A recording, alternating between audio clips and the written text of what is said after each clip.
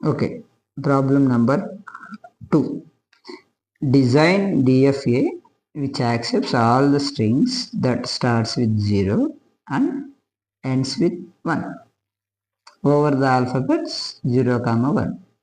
Problem ఏంటంటే starting with 0 ending with 1 వచ్చే అన్ని స్ట్రింగ్స్ని ఈ డిటర్మినిస్టిక్ ఫైనైట్ ఆటోమేటా యాక్సెప్ట్ చేయాలి. స్టార్టింగ్ విత్ 0 ఎండింగ్ విత్ 1 వచ్చే స్ట్రింగ్స్ ఏమేమి ఉంటాయి? Starting with 0 ending with 1 strings ఏముంటాయి? స్టార్టింగ్ విత్ 0 ఎండింగ్ విత్ 1 అంటే 0, 1.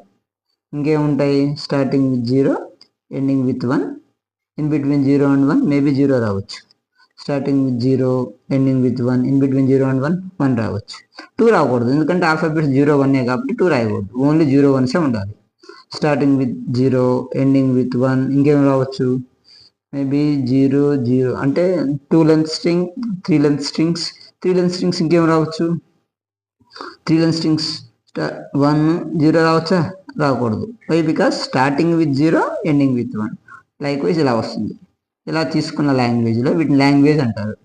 ఈ లాంగ్వేజ్లో మినిమం స్ట్రింగ్ ఏంటి? మినిమం స్ట్రింగ్ అంటే లెంత్. దీంట్లో 2 ఆల్ఫాబెట్స్ ఉన్నాయి, దీంట్లో 3 ఆల్ఫాబెట్స్ ఉన్నాయి. అంటే దీని మినిమం స్ట్రింగ్ అంటే ఇది. మినిమం స్ట్రింగ్ 0, 1 కాబట్టి దాన్ని తీసుకొని మనం డిఎఫ్ఏ కన్స్ట్రక్ట్ చేయాలి. స్టార్టింగ్ విత్ 0 ఎండింగ్ విత్ 1లో మినిమం స్ట్రింగ్ 0, 1 కాబట్టి దాని లెంత్ 2 కాబట్టి 2 ఆల్ఫాబెట్స్ ఉంటే 3 స్టేట్స్ తీసుకోవాలి. 3 స్టేట్స్ ఎలా తీసుకోవాలి? దాంట్లో ఒకటి స్టార్టింగ్ స్టేట్ కంపల్సరీగా ఉండాలి. Starting states represented by forward arrow followed by circle. State name ఏదైనా తీసుకోవచ్చు. నేను Q0 తీసుకుంటున్నాను, మీరు ఏ అయినా తీసుకోవచ్చు. A0, A1 కూడా తీసుకోవచ్చు, B0, B1 కూడా తీసుకోవచ్చు. సో ఇక్కడ మినిమం స్ట్రింగ్ 0, 1 అంటే 2 సింబల్స్ ఉన్నాయి కాబట్టి 3 స్టేట్లు తీసుకోవాలి. Q0, ఇంకొకటి Q1, మూడోది Q2. Last final state. Final states represented by double circle. Starting state represented by forward arrow followed by circle. This is starting state. ఇలా మినిమం డయాగ్రామ్ తీసుకోవాలి. ఇక్కడ మనం 0, 1 రాయాలి. డిఎఫ్ఏ యొక్క మెయిన్ మోటివ్ ఏంటంటే ఇచ్చిన ఆల్ఫాబెట్స్ 0, 1 ఏదైతే ఉందో అది ప్రతి స్టేట్ దగ్గర రాయాలి. ఇక్కడ Q0 దగ్గర 0 రాసాం కానీ 1 మెన్షన్ చేయలేదు. సో Q0 1 తీసుకొని ఎక్కడికి వెళ్తుందో మెన్షన్ చేయాలి. ఒకవేళ స్టార్టింగ్ 1 వస్తే స్టార్టింగ్ 1 రావడానికి లేదు. బికాస్ ప్రాబ్లం ఏంటి? Starts with 0. స్టార్టింగ్ 1 రాయాల్సి వస్తుంది, ఎందుకంటే ఆల్ఫాబెట్స్లో 1 కూడా ఉంది కాబట్టి. సో స్టార్టింగ్ 1 రాకూడదు కాబట్టి ఒకవేళ వస్తే ఏం చేయాలి? దాన్ని డెడ్ స్టేట్కి తీసుకెళ్ళాలి.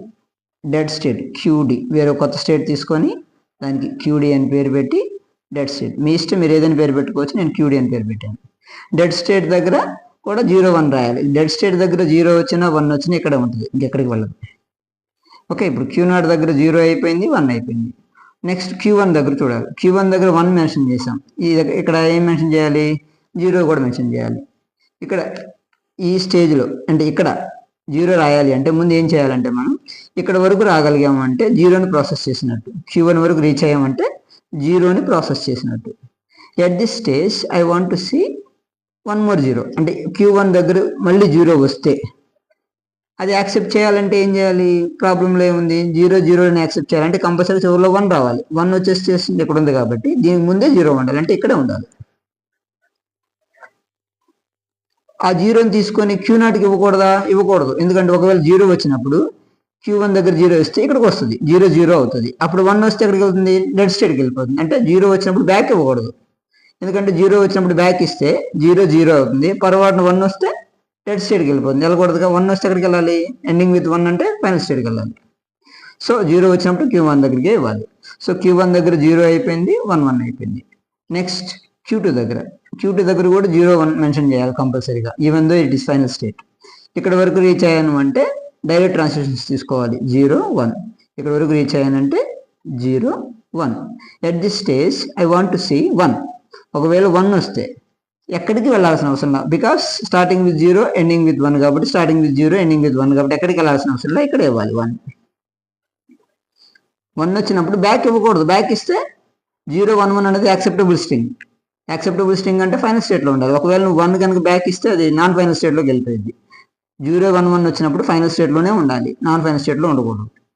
ఓకే, ఇప్పుడు Q2 దగ్గర 1 అయిపోయింది. ఇప్పుడు నా Q2 దగ్గర ఏం చూడాలి? 0 చూడాలి.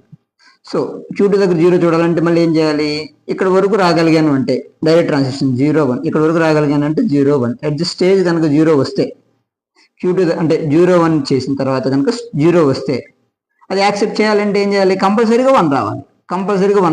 1 వచ్చే ట్రాన్సిషన్ ఇక్కడ ఉంది కాబట్టి అప్పుడు 0 వస్తే అక్కడికి వేయాలి. Q2 దగ్గర 0 వస్తే ఇక్కడ ఇవ్వాలి, ఇక్కడ ఇవ్వాలి. సో ఇవన్నీ ఉండవు. This is the final diagram, starting state and final state. Thank you.